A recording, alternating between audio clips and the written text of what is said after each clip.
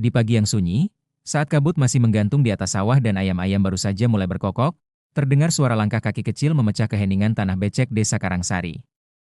Desa itu tidak tertera di peta Google, tapi menjadi dunia yang utuh bagi orang-orang yang tinggal di sana. Di sanalah Vira lahir, seorang gadis dengan tubuh mungil, rambut panjang dikepang dua, dan kulit sawo matang yang terbakar matahari sejak kecil. Usianya baru 17 tahun, tapi beban hidupnya melebihi usianya. Rumah Vira terletak di ujung gang tanah merah, berdinding papan yang sudah mulai lapuk dan berderi tiap diterpa angin. Atapnya berlubang, dan kalau hujan deras turun, ember-ember berjejer di dalam rumah untuk menadah bocoran air. Lantai rumahnya bukan keramik, bukan juga semen, tapi tanah yang telah dipadatkan oleh waktu dan telapak kaki. Di ruang utama yang berfungsi sebagai ruang tamu, ruang makan, dan kamar sekaligus, tergantung satu-satunya foto keluarga, Vira kecil, ibunya Bu Saroh, dan ayahnya Pak Burhan, berpos kaku di depan fotografer keliling pada Lebaran 3 tahun lalu. Foto itu dibingkai dengan kalender bekas dan ditempelkan dengan paku karatan. Pak Burhan, ayah Vira, bekerja sebagai buruh tani. Ia tak memiliki lahan sendiri. Pagi-pagi ia berangkat ke sawah milik juragan tanah, membajak, mencangkul, atau menanam, tergantung musim. Upahnya pun tergantung belas kasihan, kadang berupa uang, kadang beras, dan seringkali hanya ucapan terima kasih. Sementara ibunya, Bu Saroh, seorang perempuan tabah dan kuat, setiap hari memikul gorengan dari ujung ke ujung desa.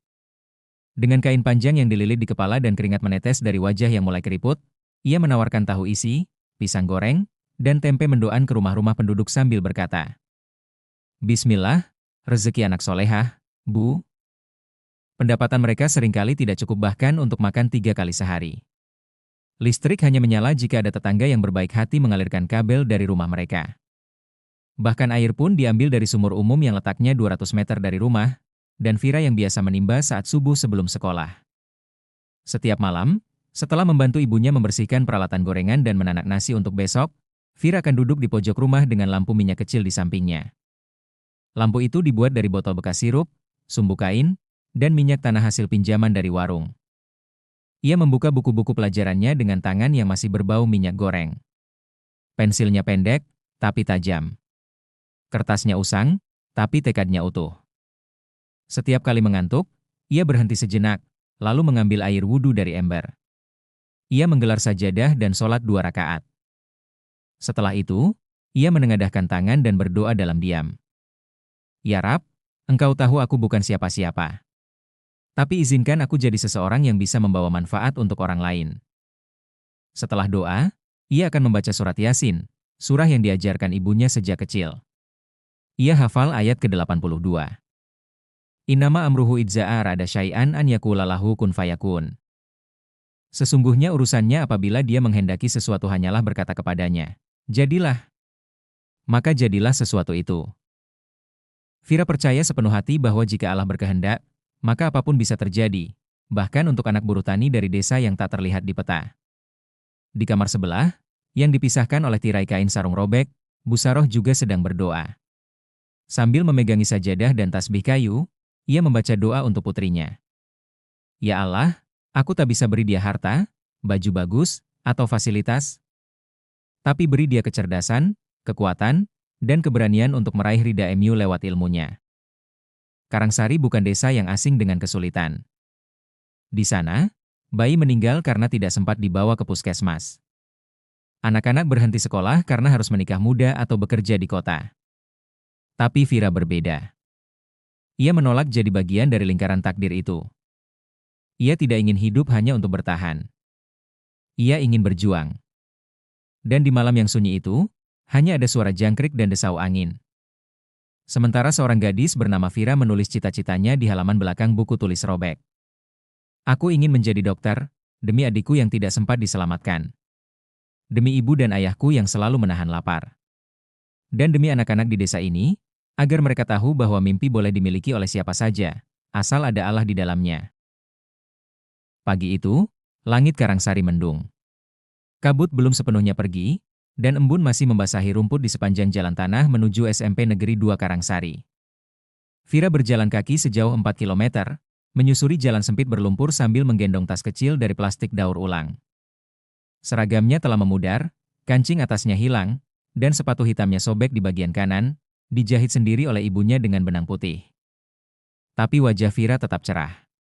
Di tangannya, ia menggenggam buku catatan penuh tulisan tangannya sendiri, berisi rangkuman pelajaran, doa-doa pilihan, dan kutipan motivasi dari buku Islam yang ia temukan di masjid. Barang siapa menempuh jalan untuk mencari ilmu, Allah akan memudahkan baginya jalan menuju surga. HR. Muslim. Vira percaya ilmu bukan sekadar nilai di atas kertas. Ilmu adalah cahaya, dan ia ingin hidupnya bercahaya meskipun saat ini masih berada dalam gelap. Di kelas 12 IPA 1, Vira duduk di bangku paling depan, dekat jendela. Ia selalu datang paling awal dan pulang paling akhir. Nilainya sempurna, matematika 100, fisika 98, biologi 100. Tapi nilai-nilai itu tak membuat hidupnya lebih mudah. Justru karena ia pintar dan miskin, ia menjadi sasaran olokan. Pintar-pintar juga ujungnya nggak kuliah. Mau jadi dokter? Cuci tangan aja masih pakai air sumur. Muka kampungan, mimpi kota. Kasih aja dia buku kedokteran, buat kipas angin di rumahnya yang panas. Vira hanya diam. Wajahnya menegang, tapi matanya tetap menatap papan tulis. Dalam hati, ia berzikir pelan. Allahu ma'ana. Allahu ma'ana. Saat istirahat, ia duduk sendiri di tangga belakang sekolah, membuka bekal sederhana, nasi putih dan telur dadar dingin. Sambil makan, ia membaca buku biologi tentang anatomi tubuh manusia. Teman-temannya memotret diam-diam, lalu tertawa sambil berkata, "Calon dokter, makannya telur gosong." Tapi Vira tidak marah. Ia hanya menghela napas. Mungkin mereka belum tahu rasanya lapar dan belajar bersamaan, batinnya. Suatu hari, Bu Nisa, guru bimbingan dan konseling, mengumpulkan semua siswa kelas 12 untuk sesi konseling cita-cita. Satu persatu diminta maju dan menuliskan di papan tulis, "Aku ingin menjadi." Vira maju dengan ragu. Tangannya menggenggam kapur tulis kecil. Ia menuliskan, "Aku ingin menjadi dokter." Ruangan sunyi sejenak. Lalu terdengar suara tawa. Bu Nisa tersenyum, tapi bukan senyum yang mendukung. "Vira, nak, kamu ini pintar, saya tahu. Tapi kamu harus realistis. Orang tua kamu siapa? Biaya dari mana? Kuliah kedokteran itu bisa ratusan juta, loh." Vira menunduk. Telinganya panas. Tapi ia menjawab dengan suara lembut. "Saya tahu, Bu. Tapi saya percaya, rezeki itu Allah yang atur. Saya hanya berusaha." Bu Nisa terdiam. Beberapa teman tertawa lagi. Tapi di sudut ruangan, seorang guru matematika senior, Pak Syamsul, hanya tersenyum sambil mengangguk pelan. Dalam hati ia berkata, "Anak ini punya cahaya yang jarang dimiliki anak-anak zaman sekarang." Malam itu, Vira pulang dengan langkah berat. Ia tidak langsung belajar. Ia hanya duduk di depan tungku dapur, menatap nyala api kecil. Ibunya datang, duduk di sampingnya, dan memeluknya. "Kenapa, nak?" Vira menangis dalam pelukan ibunya. Tubuhnya gemetar. "Bu, semua orang bilang mimpi Vira terlalu tinggi. Guru, teman-teman, semua bilang gak mungkin." Bu Saroh mengusap rambut Vira dan berkata pelan, "Nak, kamu tahu Nabi Yusuf? Dulu dia mimpi jadi pemimpin, tapi awalnya malah dijual sebagai budak. Tapi karena sabar dan tetap bertakwa, Allah angkat dia tinggi. Kamu juga begitu. Jangan dengar manusia. Dengar suara Allah di hatimu." Vira mengangguk sambil terisak. Ia kembali ke kamarnya, wudu, lalu sholat malam 2 rakaat dengan air mata. Dalam sujudnya, ia berkata, "Ya Rab, kuatkan aku. Aku tidak ingin berhenti di tengah jalan. Aku ingin lanjut, sampai kau izinkan mimpiku menjadi nyata."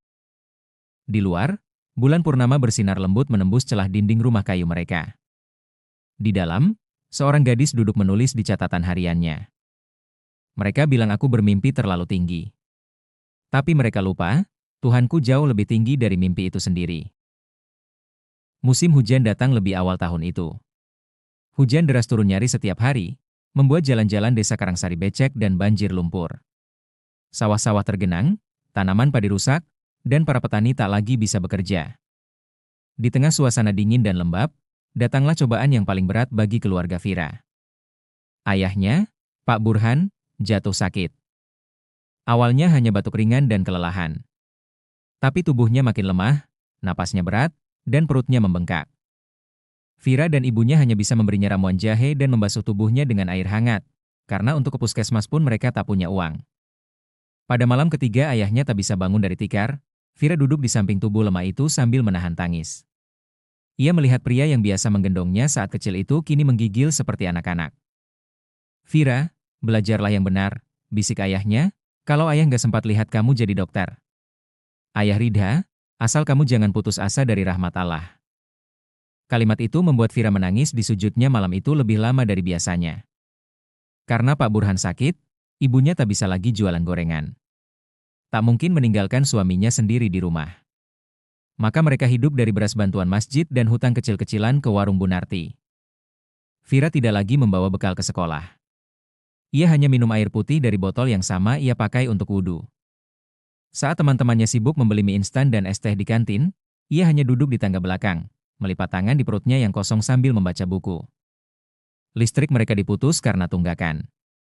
Tapi Vira tetap belajar dengan lampu minyak kecil yang ia rakit dari botol bekas sirup dan sumbu kain. Ia merangkai mimpi dalam kegelapan. Setiap malam, ia menuliskan target belajar. Hafalan surah baru, Al-Mulk.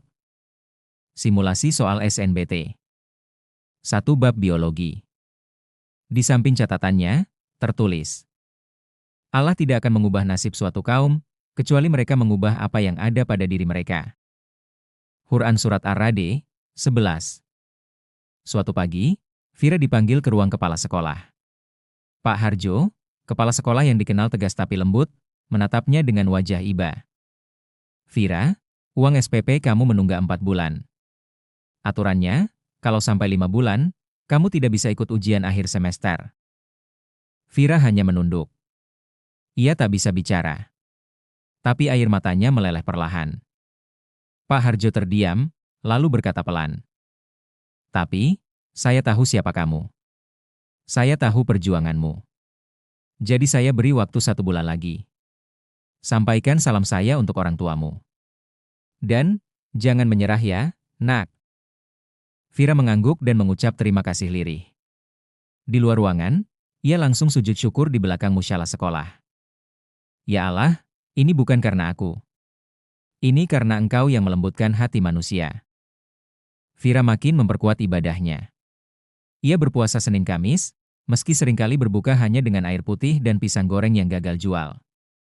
Ia membaca Al-Quran setelah subuh, memperbanyak zikir, dan sholat malam dengan linangan air mata. Setiap malam, setelah merawat ayahnya dan memijat kaki ibunya yang lelah, ia berdiri di atas sajadah lusuh. Dalam gelap rumah yang tak berlistrik, ia berdoa dalam diam. "Ya Allah, jika aku memang harus gagal, aku ridha. Tapi jangan biarkan aku berhenti berusaha. Jangan cabut harapanku sebelum Kau putuskan segalanya." Di lemari kecil tempat ia menyimpan baju dan buku, ia menempelkan secari kertas dengan tulisan, "Mimpiku bukan hanya untukku, tapi untuk mereka yang tak pernah diberi kesempatan bermimpi." Untuk mencari tambahan biaya, Vira mulai ikut berbagai lomba, cerpen, pidato, video edukasi, hingga kaligrafi digital. Ia mengerjakan semua dari HP bekas milik pamannya yang ia pinjam seminggu sekali saat ke masjid besar. Setiap hadiah uang ia tabung, dan sebagian ia gunakan untuk bayar SPP. Ia pernah menjuarai lomba pidato tingkat kabupaten dan membawa pulang Rp500.000. Uangnya ia serahkan pada ibunya. "Untuk beli obat ayah dan bayar listrik, Bu." Bu Saroh memeluknya sambil menangis. Di suatu malam, Vira terjaga di antara deru hujan dan suara batuk ayahnya dari kamar sebelah. Ia tahu dunia sedang mengujinya dari segala sisi. Tapi langit yang gelap tak membuatnya berhenti menatap ke atas. Ia kembali membuka Al-Quran dan membaca dengan lirih. "Dan sungguh kami akan menguji kamu dengan sedikit ketakutan, kelaparan, kekurangan harta, jiwa dan buah-buahan. Dan sampaikanlah kabar gembira kepada orang-orang yang sabar." Quran Surat Al-Baqarah, 155. Setelah hujan yang hampir sebulan penuh, matahari Karangsari akhirnya muncul kembali. Sawah kembali hijau. Udara menghangat. Tapi bagi Vira, musim tak pernah benar-benar berganti. Hidupnya masih dalam musim ujian. Ayahnya masih terbaring, meski sesekali mulai bisa duduk. Ibunya tetap merawat sambil membuat gorengan untuk dititipkan di warung. Vira, di antara itu semua, mulai mempersiapkan diri untuk ujian SNBT, seleksi nasional berdasarkan tes, gerbang menuju cita-cita sebagai dokter. Di rumah tanpa listrik, Vira menjadwal harinya dengan presisi. Subuh, sholat hafalan Al-Quran. Siang, sekolah dan bantu ibu. Malam, belajar di bawah lampu minyak sambil menahan kantuk. Tengah malam, tahajud dan doa panjang. Ia hafal pola soal UTBK, hafal jenis-jenis sel dalam anatomi manusia, dan ia pun mulai belajar logika soal HOTS, Higher Order Thinking Skills, hanya dari modul fotokopian sumbangan dari guru. Salah satu hal yang paling berharga yang ia miliki. Sebuah binder berisi 73 halaman soal-soal SNBT, yang ia jawab berulang-ulang, kadang dengan air mata. Tak hanya belajar, Vira juga memperkuat ruhiyahnya. Ia memperbanyak puasa Senin Kamis, bukan hanya karena ibadah, tapi karena, terkadang itu jadi alasan dia tak makan siang. Puasa itu membuat lapar jadi ibadah, bukan penderitaan, katanya pada ibunya, sambil tersenyum. Ia juga menambah amalan. Membaca surat Al-Waqiah setiap malam. Sedekah Rp500 tiap Jumat ke kotak amal masjid. Tahajud minimal 2 rakaat, meski tubuhnya lelah. Doanya selalu sama. Ya Allah, jika ini memang jalanku, mudahkanlah. Tapi jika bukan, maka beri aku hati yang ridha. Pendaftaran SNBT dilakukan secara daring. Tapi Vira tak punya HP sendiri, apalagi laptop. Ia harus menunggu hari Minggu, saat Masjid Karangsari buka layanan Wi-Fi gratis dan pinjam HP milik Ustaz Hamid. Ia mendaftar sambil gemetar. Pilihan pertamanya, kedokteran Universitas Gadjah Mada. Pilihan keduanya, pendidikan biologi. Ketika ditanya kenapa tetap pilih kedokteran, Vira menjawab, "Saya ingin jadi pertolongan bagi orang miskin. Kalau saya tak bisa kuliah di sana, biar Allah yang putuskan. Tugas saya hanya berusaha." Hari ujian tiba. Vira berangkat naik ojek pinjaman dari Pak RT. Ia memakai baju putih, jilbab abu-abu bersih, dan sepatu yang telah dijahit ulang. Ia membawa bekal roti isi telur dan air putih. Di dalam ruang ujian, Vira duduk di bangku paling belakang. Ia membaca basmalah sebelum mulai. Tangannya dingin, tapi pikirannya tenang. "Aku tak sendiri. Tuhanku bersamaku," bisiknya. Ia menyelesaikan ujian 180 menit itu dengan hati penuh doa. Di akhir, sebelum menekan tombol selesai, ia berucap, "Ya Allah, ini ikhtiarku. Selebihnya, terserah Engkau." Hari-hari setelah ujian diisi dengan perasaan gelisah. Vira terus belajar, terus beribadah, tapi juga mempersiapkan hati, bisa jadi tidak lulus. Ia sudah terlalu sering gagal dalam hidup. Tapi ia tahu, doa tidak pernah mati. Setiap malam ia membaca, "Rabbana atina fid dunya hasanah wa fil akhirati hasanah wa qina adzabannar." Hingga malam pengumuman SNBT tiba. Pukul 23, Vira membuka pengumuman dari warnet satu-satunya di kecamatan. Dengan tubuh gemetar, ia login ke portal resmi SNPMB. Saat halaman terbuka, tulisan itu muncul. "Maaf, Anda belum lulus seleksi SNBT 2025. Dunia runtuh dalam sekejap." Vira keluar dari warnet dengan langkah lunglai. Ia berjalan kaki melewati jalan becek, menatap langit yang gelap. Sesampainya di rumah, ia bersujud, lalu menangis sepuasnya. "Ya Allah, apakah mimpiku salah? Apakah Engkau marah karena aku berharap terlalu besar?" Ibunya yang mendengar tangis Vira, duduk di sampingnya dan berkata, "Nak, doa itu seperti benih. Ia tak tumbuh di hari kita menanamnya, tapi tumbuh di waktu yang paling tepat, sesuai kehendaknya." Keesokan harinya, Vira menyalakan kembali lampu minyak. Ia menulis ulang mimpinya di kertas kecil. "Aku ingin jadi dokter, bukan untuk kaya, tapi untuk menyelamatkan anak-anak miskin seperti adikku dulu." Ia lipat kertas itu, lalu menyelipkannya di mushaf Al-Quran. Aku gagal, tapi aku belum kalah. Langit Karangsari siang itu cerah, tapi hati Vira tetap mendung. Sudah seminggu sejak pengumuman SNBT. Rumah kecil itu masih dipenuhi semangat belajar. Buku berserakan, catatan hafalan Quran tertempel di dinding, dan rak kecil penuh lembar soal yang tak pernah beristirahat. Tapi kali ini, Vira hanya diam. Tak membuka buku, tak lagi mencoret jawaban.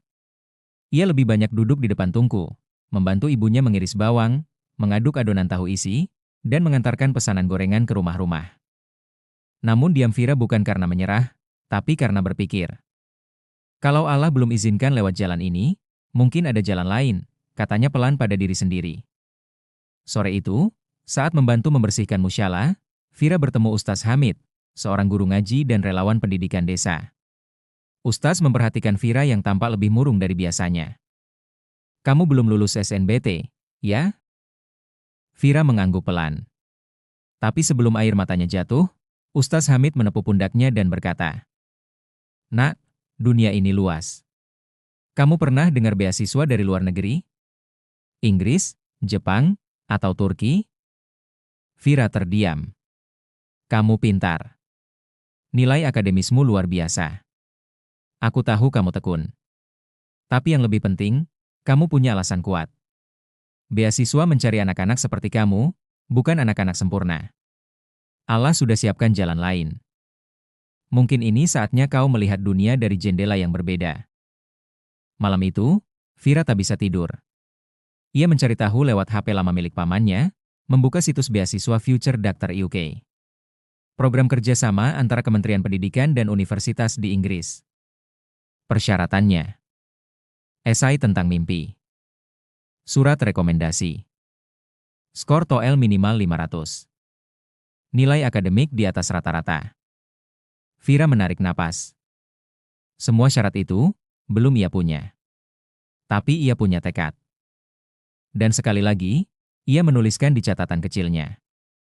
Jika ini jalan MU, ya Rab, aku akan tempuh, walau harus merangkak. Setiap hari Vira menyempatkan waktu 2 jam belajar bahasa Inggris. Ia tidak ikut les. Ia hanya menonton YouTube dari HP secont yang sering panas dan mati sendiri. Ia tulis setiap kata yang tidak ia mengerti, lalu hafalkan seminggu sekali. Dia membuat kamu sendiri, menulis kalimat seperti, "I want to be a doctor not to be rich, but to safely fast. Kun fayakun. If Allah wills it, it will happen." Vira juga mulai latihan TOEL dengan buku bekas yang disumbangkan oleh guru di sekolah lama. Ia kerjakan soal-soal listening dengan mencolokkan earphone ke HP murah, sambil menutupi telinga dari suara ayam dan motor di depan rumah. Ya Allah, tak perlu aku punya alat canggih. Cukup beri aku pemahaman. Salah satu syarat beasiswa, esai tentang mimpimu. Vira duduk malam-malam, menulis dengan pulpen biru di kertas bergaris. I was born in a small village in Central Java. My father is a farm laborer. My mother sells fried snacks on foot. I lost my little brother because we couldn't afford medical care. That day, I promised to Allah, I will be a doctor. Not for money, not for title, but to serve.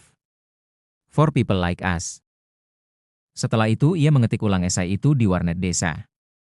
Kata demi kata ditulis sambil berdoa. Ia print dan kirim berkas pendaftaran via pos ke alamat kementerian. Hari itu, ia pulang dari warnet dengan perasaan aneh. Mungkin tak akan sampai. Tapi kalau Allah izinkan, tidak ada surat yang tertukar. Hari-hari berlalu. Vira tetap membantu ibunya, tetap sholat malam, tetap belajar, dan tetap menanti. Di setiap sujudnya, ia berkata, "Ya Allah, jika ini memang jalanku, tunjukkan. Jika tidak, tolong jangan buat aku kecewa terlalu dalam."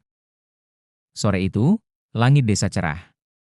Vira sedang menggoreng tahu isi ketika dari kejauhan terdengar suara motor. Seorang petugas pos datang dan turun membawa amplop besar coklat. "Ini untuk Vira binti Burhan?"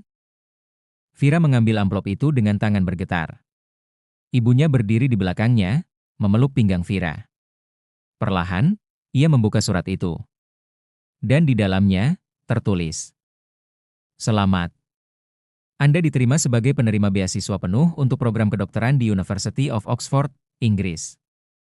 Tangannya lemas. Kertas itu jatuh ke lantai dapur. Ia langsung sujud di atas tanah dapur yang basah. Air matanya jatuh bukan karena kesedihan, tapi karena haru yang tak bisa dijelaskan. Ibunya terisak sambil memeluk pundaknya. Kun fayakun, nak. Beberapa bulan kemudian, Vira naik pesawat untuk pertama kali dalam hidupnya. Ia tak tahu bagaimana cara memakai sabuk pengaman, tak tahu caranya menggunakan boarding pass, tapi ia tahu satu hal. Ia berangkat membawa doa seluruh desa. Ia terbang bersama izin Allah. Dan sebelum pesawat tinggal landas, ia menulis satu kalimat terakhir di buku hariannya. Aku bukan anak orang kaya. Tapi aku anak dari Tuhan yang Maha Kaya. 7 tahun berlalu sejak hari itu, hari ketika gadis miskin dari Karangsari berangkat menembus langit dengan doa dan keberanian. Waktu berlalu, musim berganti, dan dunia berubah. Tapi Vira tak pernah melupakan dari mana ia berasal. Hari ini, di tengah hamparan sawah dan jalanan sempit yang masih becek jika hujan turun, berdiri bangunan sederhana bercat putih dengan tulisan besar di atasnya. Klinik Kun Fayakun, gratis untuk semua. Di dinding ruang tunggu, tertulis kaligrafi tangan. Barang siapa menolong satu nyawa, maka seakan-akan ia telah menolong seluruh manusia. Quran Surat Al-Maidah 32. Vira kini seorang dokter umum bersertifikat dari Universitas Oxford. Tapi gelar itu tak membuatnya lupa. Ia pulang bukan untuk tampil, tapi untuk melayani. Ia kembali ke tanah kelahirannya, bukan untuk pamer, tapi untuk menjadi jawaban dari doanya sendiri. Setiap hari, Vira membuka kliniknya dari pagi hingga sore. Tak ada biaya, tak ada antrean dengan kartu BPJS. Siapapun bisa datang, dari ibu hamil, balita demam, hingga kakek lumpuh. Anak-anak yang dulu mencemooh kini datang membawa anak mereka untuk diperiksa. Guru yang dulu meremehkan, kini tersenyum kikuk saat melihat Vira memeriksa tekanan darahnya. Saya bukan siapa-siapa, Bu. Saya hanya diberi kesempatan oleh Allah, ucap Vira setiap kali ada yang menyanjungnya. Ayah Vira, Pak Burhan, kini sudah sepuh. Ia duduk di kursi roda, ditemani cucu pertamanya, anak dari pasien yang dulu diselamatkan Vira dari komplikasi kehamilan. Bapak nggak pernah nyangka bisa lihat kamu pakai jas dokter sendiri, nak. Ibunya, Bu Saroh, kini aktif di majelis taklim. Ia menjadi guru ngaji ibu-ibu kampung. Dalam setiap tausiah, ia selalu berkata, jangan pernah remehkan doa anakmu. Jangan pernah remehkan malam-malammu yang basah oleh air mata. Allah tidak tidur. Dan saat waktunya tiba, Dia menjawab lebih dari yang kita minta. Vira tak hanya membuka klinik. Ia juga mendirikan program Gerbang Karangsari, beasiswa pendidikan untuk anak-anak miskin yang punya cita-cita besar. Ia mengumpulkan dana dari teman-teman sesama alumni luar negeri, mengajar kursus gratis tiap minggu, dan menulis buku kisah hidupnya yang kini jadi bahan bacaan di sekolah-sekolah Islam.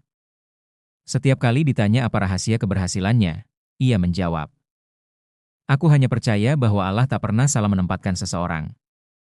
Bahkan saat semua jalan buntu, Allah masih bisa membukakan langit. Cerita Vira bukan tentang menjadi dokter. Bukan juga tentang beasiswa luar negeri. Cerita Vira adalah tentang iman yang tak mati meski dicemooh, tentang doa yang tumbuh di tanah kemiskinan, tentang perempuan yang menolak dikalahkan oleh takdir manusia. Jika hari ini kamu sedang di titik paling rendah, jika semua orang bilang, itu tidak mungkin. Ingatlah, Allah tidak butuh logika manusia untuk menunjukkan kuasanya. Ketika semua berkata, tidak mungkin. Allah cukup berkata, kun, fayakun.